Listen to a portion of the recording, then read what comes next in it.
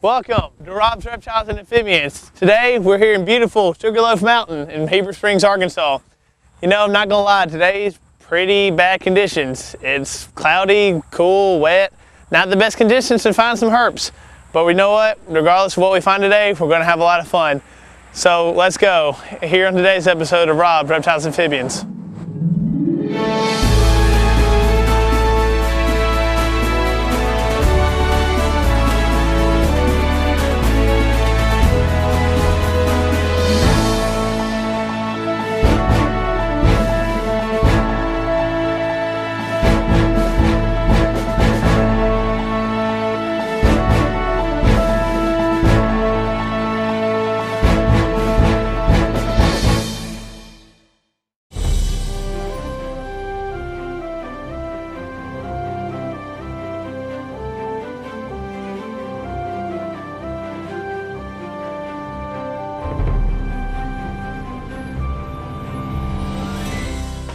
As we begin our hike, there's always some essentials that you need.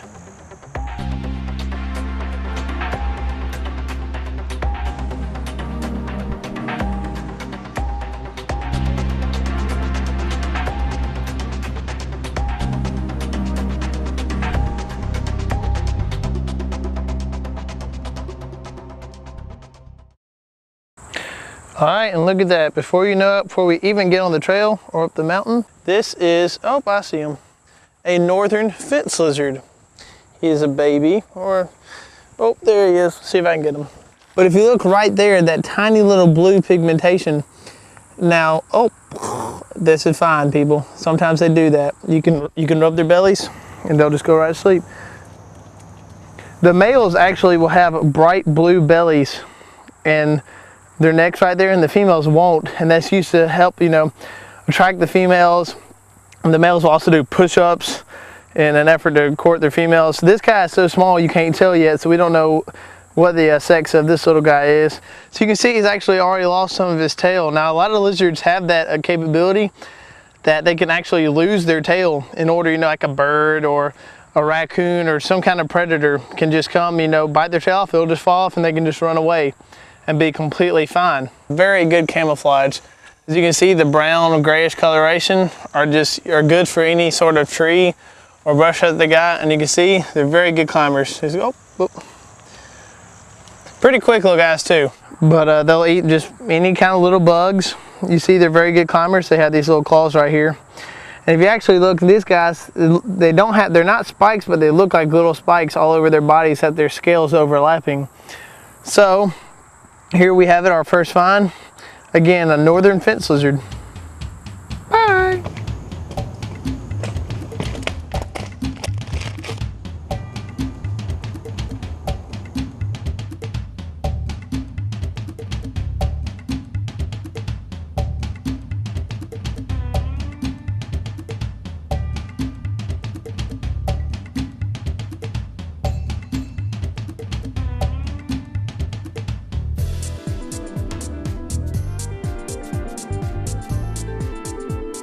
One of the great things about that makes hiking so great is, you know, just being able to look around and admire God's beauty and just how awesome it is.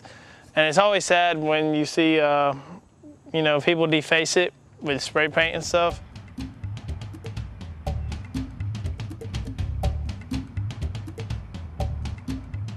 The very last thing you ever expected to find on top of Sugarloaf Mountain is a turtle.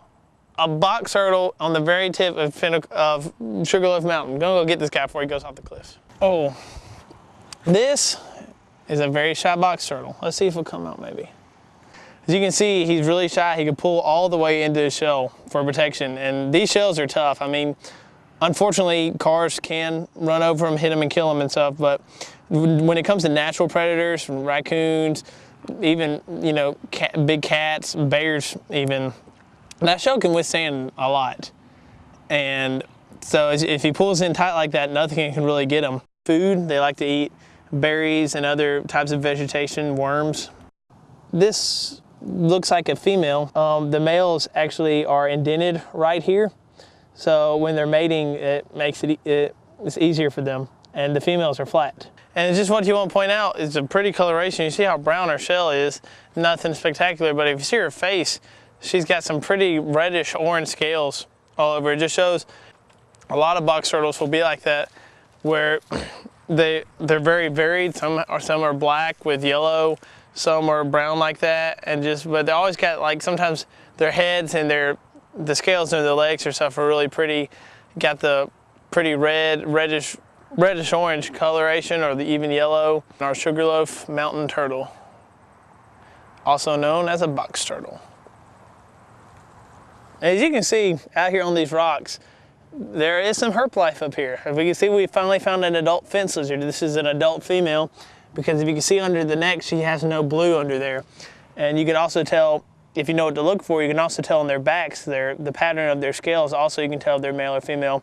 But as you can see, this box turtle, this fence lizard, it's after a dark, cloudy morning, it's been raining, the sun's finally come out and they're out here sunning themselves, because as reptiles and amphibians are cold-blooded, which means their body temperature is the same as it is outside. So when it's cold, they're cold, and when it's warm, they take every opportunity they can to get themselves warmer and to get their body temperature up so they can move around and they can eat and have energy for the day. Woo! We made it. We finally scaled Sugarloaf, and it was definitely worth it. It's just amazing how we have mountains all around us and Little Red River right here, and it's just this valley, and all in the middle of it, you have Sugarloaf just jutting up right there in the middle of everything. And being up here, it's a challenging climb, but being up here, it's truly worth it just to see how you have trees and vegetation at the top of this pinnacle. And just looking over all at Arkansas's beauty, it really is worth it. It's a challenging hike, but it is, if you ever want to come out here, it's a good day's hike. Just be ready to bring some water with you. You know, we didn't find many herps coming up here, but that's okay. We did find some stuff and we had fun. That's the most important thing. Again, this is Sugarloaf. It's truly, God is awesome. Now let's reflect on what we've learned today.